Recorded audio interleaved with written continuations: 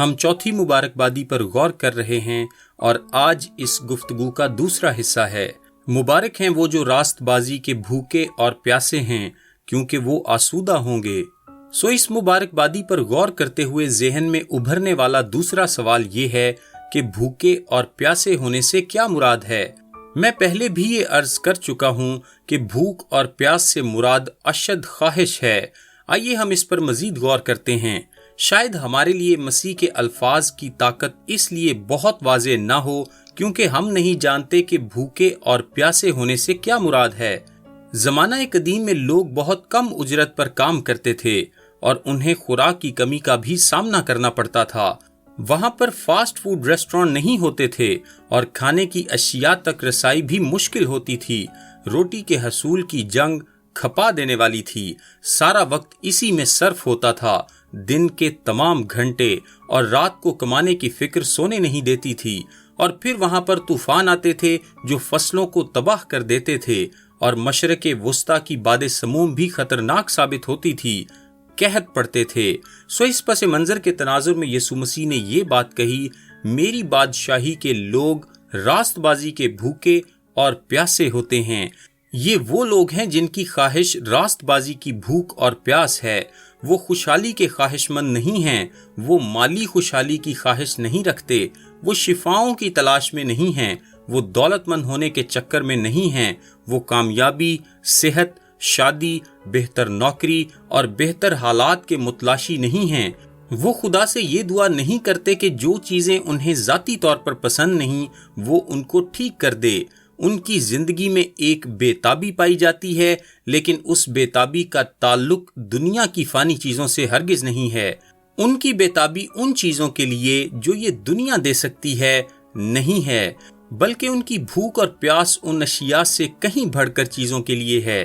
وہ راست بازی کے اسی قدر بھوکے ہیں جتنا کہ ایک بھوکا شخص بھوکے مرنے کے ڈر سے روٹی کے لیے بےتاب ہوتا ہے۔ وہ راست بازی کے اسی قدر پیاسے ہیں جتنا کہ ایک پیاسا شخص پیاسا مرنے کے ڈر سے پانی کے لیے بےتاب ہوتا ہے۔ بےتابی یہاں پر اہم نظریہ ہے۔ میرا ایمان ہے کہ لوگ اصل میں مسیحی تب بنتے ہیں جب ان کے اندر اس طرح کی بےتابی پیدا ہو جاتی ہے۔ بہت سے لوگ ہیں جو کلیسیا میں آتے جاتے رہتے ہیں اور مسیح کے ساتھ کچھ وقت کا عہد کر لیتے ہیں۔ وہ متی 13 باب کی پتھریلی زمین کی طرح کے ہوتے ہیں یا اس زمین کی طرح کے ہوتے ہیں جس میں بہت گھاس اور جڑی بوٹیاں اگتی ہیں۔ وہ کچھ ہی عرصے کے لیے آتے ہیں، تھوڑی بہت قائلیت دکھاتے ہیں اور بعد میں غائب ہو جاتے ہیں۔ مسئلہ یہ ہوتا ہے کہ ان لوگوں میں راست بازی کے لیے بہت زیادہ بھوک اور پیاس نہیں ہوتی، ان میں شدید بےتابی نہیں ہوتی۔ وہ کسی شادی کے مسئلے پر بےتاب ہو سکتے ہیں، وہ کسی معاشی مسئلے کی وجہ سے بےتاب ہو سکتے ہیں، وہ کسی جسمانی پریشانی، کسی بیماری کی المناک تشخیص کی وجہ سے بےتاب ہو سکتے ہیں۔ ہو سکتا ہے کہ وہ بے راہ روی کے شکار بچوں کی وجہ سے بےتاب ہوں یا پھر کسی برے سلوک کی وجہ سے بےتاب ہوں۔ اس بےتابی کا سبب اداسی بھی ہو سکتا ہے۔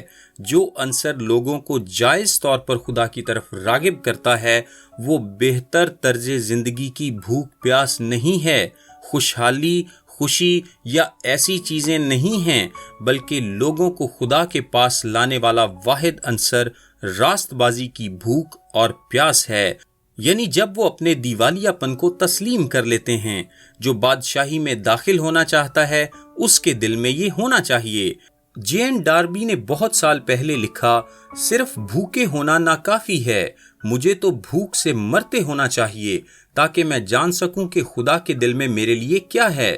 جب مصرف بیٹے کو بھوک لگی تو وہ پھلیاں کھانے چلا گیا، لیکن جب وہ بھوکا مرنے لگا تو اپنے باپ کے پاس گیا کہ اپنی بھوک کو مٹا سکے۔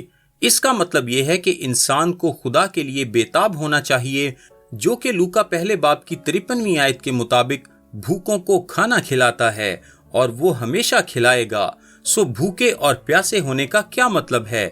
اس کا مطلب ہے بےتاب ہونا۔ اس کا مطلب ہے کہ صرف اور صرف ایک ہی چیز کا طلبگار ہونا، اور وہ ہے راست بازی، کیونکہ آپ حقیقتاً اپنے گناہ کے بوجھ تلے دبے ہوئے ہیں۔ جب آپ لوگوں سے مسیح کے پاس آنے سے متعلق بات کریں تو اس بات کو ذہن میں رکھیں کہ وہ اس بات کو سمجھ جائیں کہ حقیقی طور پر تبدیلی راست بازی کی بھوک اور پیاس کی وجہ سے آتی ہے۔